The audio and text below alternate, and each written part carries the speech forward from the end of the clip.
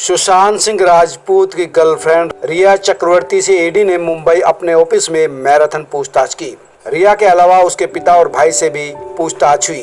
वहीं सुशांत की पूर्व मैनेजर श्रुति मोदी से भी पूछताछ की गई। हालांकि रिया का भाई शोभिक चक्रवर्ती पूछताछ के 2 घंटे बाद ही ईडी ऑफिस से निकल आए थे। वहीं सुशांत के दोस्त सिद्धार्थ पिठानी से 8 अगस्त को पूछताछ की जाएगी। आज की पूछताछ में रिया से कई गंभीर सवालों का उत्तर जानने की कोशिश की। रिया से ईडी ने 3 चरणों में पूछताछ की। पहले चरण में रिया से उसकी पर्सनल डिटेल जैसे उसका नाम, उसके पिता का नाम, लोकल एड्रेस, परिवार के सदस्यों की संख्या और दूसरी पर्सनल इंफॉर्मेशन मांगी गई। इसके बाद दूसरे चरण में रिया से उसके पैन कार्ड की डिटेल, कंपनी का tin number, source of income, return की जानकारी, कंपनी के काम की डिटेल्स, कंपनी का टर्नओवर, बैंकों में खातों की संख्या, कुल कितनी जायदाद, भाई और फैमिली के साथ बिजनेस, पासपोर्ट की डिटेल जैसी दूसरी महत्वपूर्ण चीजों की जानकारी ली गई। इसके बाद तीसरे फेज की पूछताछ हुई, जिसमें रिया से सुशांत के साथ जुड़े हुए सवाल पूछे गए। इसमें पूछा गया कि सुशांत के साथ उसके रिलेशन कैसे थे, कब से थे। सुशांत की फैमिली के साथ उसके संबंधों के बारे में पूछताछ की गई। सुशांत के साथ बिजनेस जैसी चीजों के बारे में पूछताछ की। ईडी ने रिया से पूछा कि उसने तमाम खर्चे सुशांत सिंह राजपूत के अकाउंट से क्यों किए।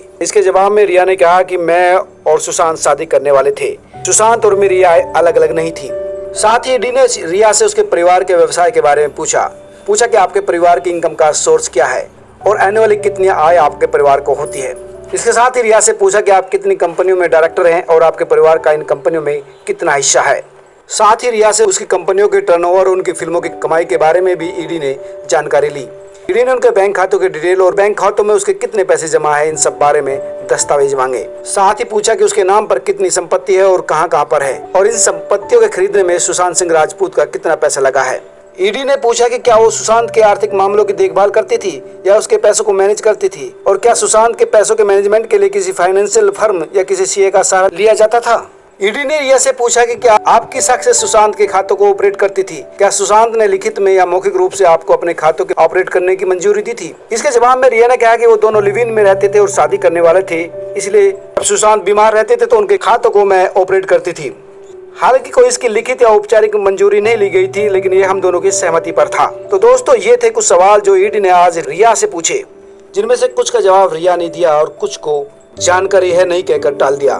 दोस्तों, आप जुड़े रहिए हमारे साथ, हम आपको इस घटना की हर जानकारी देते रहेंगे।